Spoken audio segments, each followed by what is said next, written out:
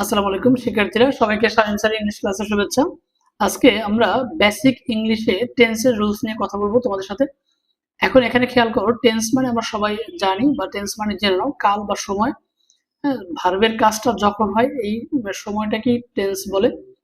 Tense তিন প্রকার: present, বর্তমান, পাস্ট, অতীত, ফিউচার, ভবিষ্যৎকাল। আজকে এখন আমরা তোমাদের সাথে কথা বলবো পাস্ট টেন্স নিয়ে। পাস্ট টেন্স মানে অতীতকাল। অতীতকাল বলতে আমরা কি বুঝি? যে কাজগুলো আগে হয়ে গেছে এরকম সময়কে কিন্তু অতীত সময় বলে। তো পাস্ট ইনডিফিনিট টেন্সের আবার চারটা প্রকার আছে। পাস্ট টেন্সেরও চারটা প্রকার আছে: past indefinite, past continuous, past perfect এবং পাস্ট পারফেক্ট কন্টিনিউয়াস। তো পাস্ট ইনডিফিনিট দেখো, অতীতকালের সাধারণ কাজ বোঝালে পাস্ট ইনডিফিনিট টেন্স হয়। যেমন আমি খেলেছিলাম, গিয়েছিলাম, ঘুমিয়েছিলাম বা পড়েছিলাম, এরকম যদি নর্মাল কাজ বোঝানো হয় তখন কি হয়? সেক্ষেত্রে পাস্ট ইনডিফিনিট টেন্স হয়। এক্সাম্পল দেখো এখানে, I played football with my friends, এবং এক্সাম্পল টু খেয়াল করো, আই ওয়েন্ট টু স্কুল। এখন স্ট্রাকচার দেখো, স্ট্রাকচার হলো সাবজেক্ট, এরপরে ভার্বের পাস্ট ফর্ম মানে ভার্বের সেকেন্ড ফর্ম এখানে বসবে। যেহেতু পাস্ট ইনডিফিনিট টেন্স সেহেতু অনলি ভার্বের পাস্ট ফর্মটাই বসবে, এখানে কোনো অক্সিলারি ভার্ব ইউজ হবে না। এরপর অবজেক্ট বা এক্সটেনশন। পাস্ট কন্টিনিউয়াস টেন্স বলতে আমরা কি বুঝি? অতীতে কোনো কাজ চলতেছিল এরূপ বোঝালে পাস্ট কন্টিনিউয়াস টেন্স হয়। তো এর এক্সাম্পল খেয়াল করো, হি was reading a story book. এখানে সে গল্পের বই পড়তেছিল, তার মানে তার অতীতের চলমান কাজকে বোঝানো হয়েছে। পাস্ট কন্টিনিউয়াস টেন্সের স্ট্রাকচারে দেখো, তুমি শুরুতে সাবজেক্ট দিবা, এরপরে ওয়াজ বা ওয়্যার, হ্যাঁ, সিঙ্গুলারে ওয়াজ এবং প্লুরালে ওয়্যার বসবে। এরপর ভার্বের সাথে আইএনজি হবে এবং অবজেক্ট বা এক্সটেনশন থাকতে পারে। নোট, দেন এবং অ্যাট দ্যাট মোমেন্ট থাকলে পাস্ট কন্টিনিউয়াস টেন্স হয়। এটা জেনে রাখতে হবে যে কোনো সেন্টেন্সে যদি দেন বা অ্যাট দ্যাট মোমেন্ট থাকে তাহলে বুঝতে হবে এটি পাস্ট কন্টিনিউয়াস টেন্স। এবার আসো পাস্ট পারফেক্ট টেন্সে। পাস্ট পারফেক্ট টেন্স হলো অতীতকালের দুটি কাজ বোঝালে পাস্ট পারফেক্ট টেন্স হয়। অতীতকালের দুটি কাজ বোঝালে পাস্ট পারফেক্ট টেন্স হয়। এখন এখানে এক্সাম্পলে দেখো, I had finished my duty before he came, মানে তার আসার আগেই আমি কাজ শেষ করেছিলাম।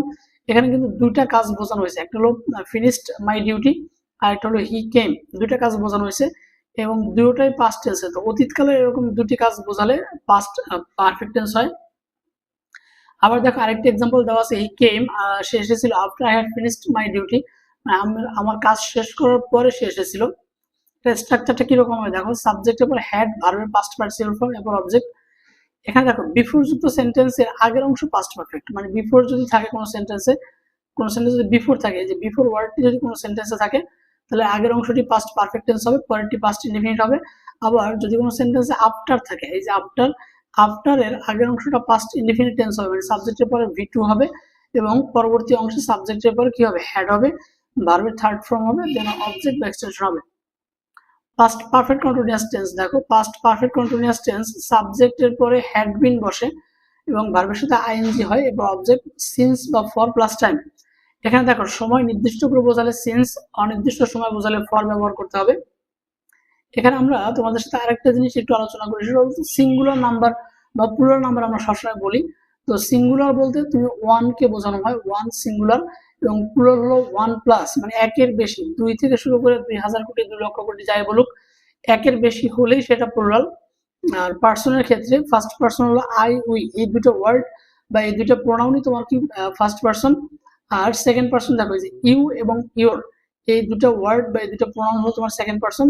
থার্ড পার্সন বাকি সকল নাউন এবং প্রোনাউন, মানে এই দুইটা ফার্স্ট পার্সন এবং সেকেন্ড পার্সন বাদে যত ধরনের নাউন এবং প্রোনাউন আছে এরা সবাই কিন্তু কি, সবাই থার্ড পার্সন। আর সিঙ্গুলার প্লুরাল তো বললাম। ঠিক আছে, ধন্যবাদ সবাইকে। আশা করি পাস্ট টেন্সে আর কারো সমস্যা থাকবে না।